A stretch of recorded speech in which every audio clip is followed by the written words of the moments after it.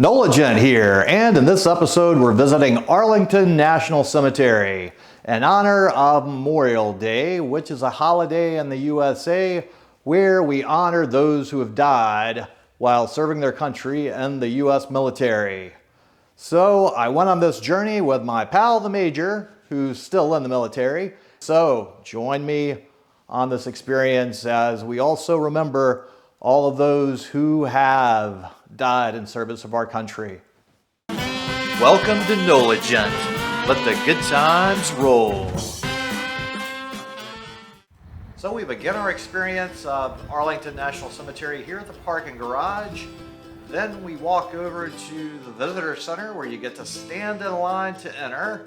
And of course, like so many other federally owned properties, you have to go through a metal detector before you can get in. And then you're able to start looking around the visitor center where they do have a lot of good information to see things, read things, and there's a lot of interesting information you should take a little time to look through while you're in this area. They will often have activities posted in this area as well for different commemorations and other types of functions that do happen here. There is a lot of history here, and just to give you a quick summary of what Arlington is and how it came to be, President George Washington's adopted son and Martha Washington's grandson, George Washington Parker Custis, built Arlington House, which was located on the Arlington Plantation grounds. George Custis had a daughter, Mary Anna Randolph Custis, that became the sole owner of the 1,100-acre Arlington Plantation when her father died in 1857. Mary Custis married Robert E. Lee in 1831, and they made their home at Arlington House, which is right here, until the troubles of the war between the states arose. Arlington House and the plantation did and still do command a beautiful view of the capital city of Washington here. Mary Custis Lee had grown up, gotten married, raised 7 children, and buried her parents at Arlington House. Suddenly, in an afternoon in May of 1861, a young Union officer, Lieutenant Orton Williams, who also happened to be Mary Lee's cousin, a suitor to her daughter Agnes, and private secretary to the Union Army's General-in-Chief, Winfield Scott, arrived at Arlington House and warned Mary Lee that she needed to pack up immediately and abandon Arlington, as it was to be seized by the Union. Arlington was occupied by Union troops on May 24, 1861, and it would never be the same again. Much of what was left inside of Arlington House was looted by Union troops, and the surrounding land was quickly transformed in preparation for war. As the ongoing death toll of the war began to overwhelm the capacity of cemeteries in the area, Brigadier General Montgomery C. Meigs, Quartermaster General of the Union Army, authorized military burials at Arlington, and on May 13th of 1864, Private William Christman was the first soldier buried at Arlington. On June 15, 1864, the Union Army officially designated 200 acres of Arlington to be a military cemetery. Burials continued until 1874, when George Washington Custis Lee, the oldest son of Robert E. Lee and Mary Lee, sued the U.S. government for the return of Arlington, claiming it had been illegally confiscated. The U.S. Supreme Court ruled in George Lee's favor in December of 1882. Several months later, in March of 1863, the federal government purchased Arlington from George Lee for $150,000, and Arlington National Cemetery has continued its mission as a burial ground for U.S. service members and their families since. Now we'll do a quick tour of the interior of Arlington House.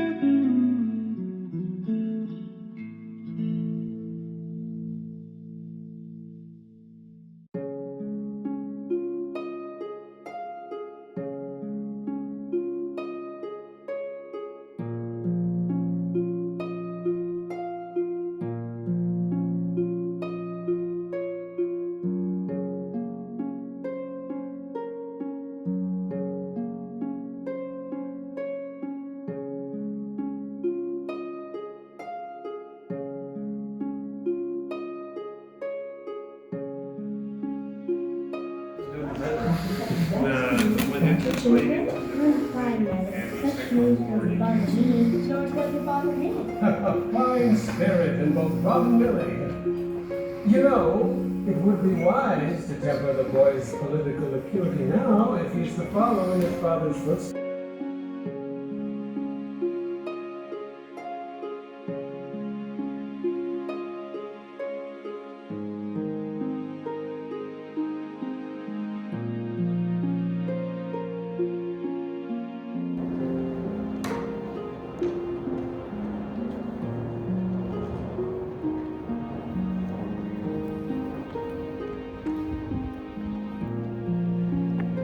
There is an amazingly beautiful commanding view over the capital city of Washington, D.C. here, along with the sea of graves of all of the people that are buried here at Arlington. Most of the graves are military, while there are a few non-military people who, for whatever reason or distinction, are also buried here.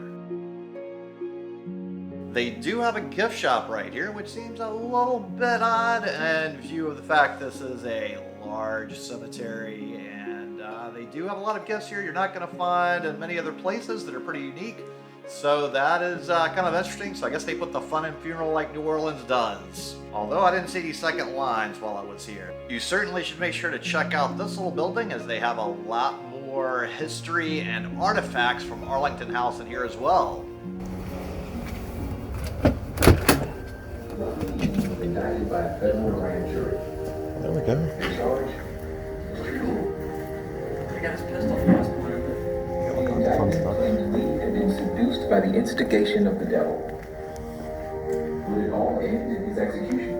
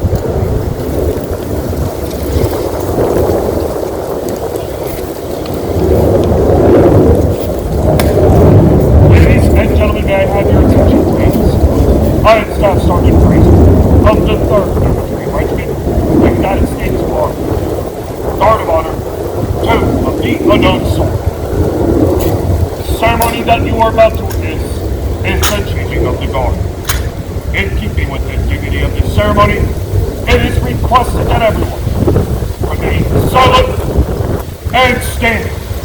Thank you.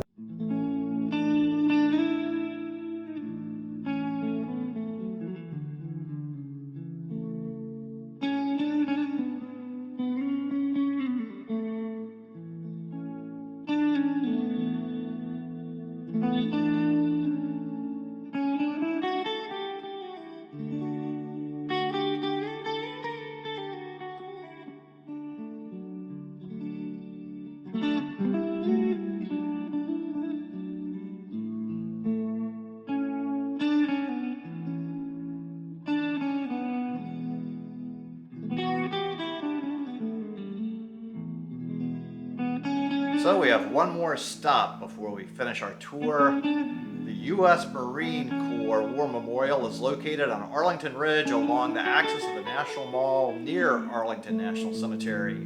President Dwight D. Eisenhower dedicated this memorial in a ceremony on November 10th, 1954, the 179th anniversary of the U.S. Marine Corps.